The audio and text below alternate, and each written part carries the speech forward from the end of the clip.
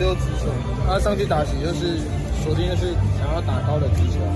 因为上次有一次对战嘛，就是上去刚好是他被他打他滑球，然后今天刚好他滑球可能都选到坏球了，所以我就会选择直球控制这样，他有好的成果。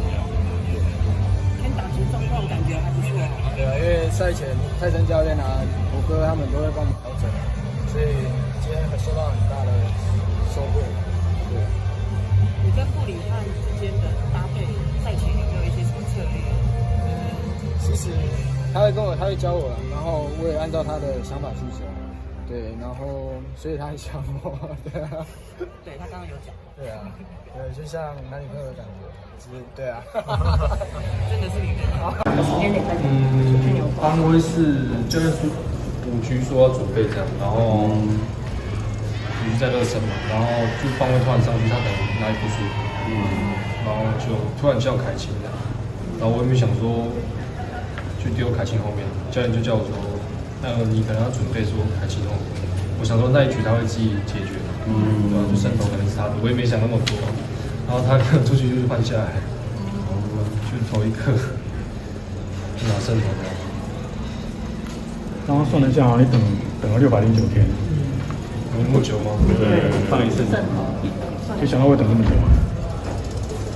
没有就想说中继这个角色可能就是拿中继点这样，没有想过会拿胜投。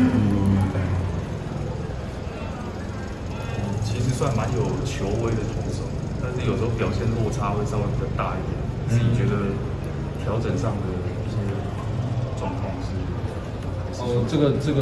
这方面是我在第2年的时候遇到的，对，所以说想说今年去突破一下，而且去年就是我跨局的话，我都没办法吃下来，对啊。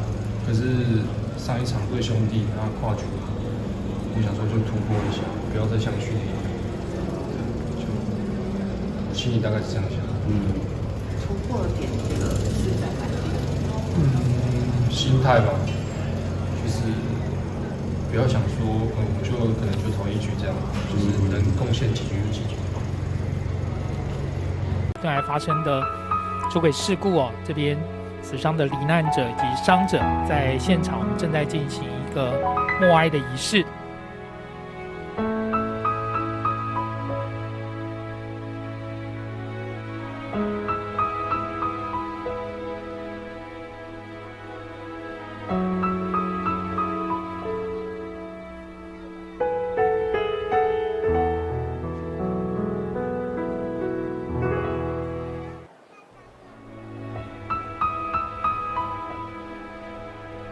好的，谢谢2队球员，也谢谢。是那也谢谢2队球员，谢谢大家休息。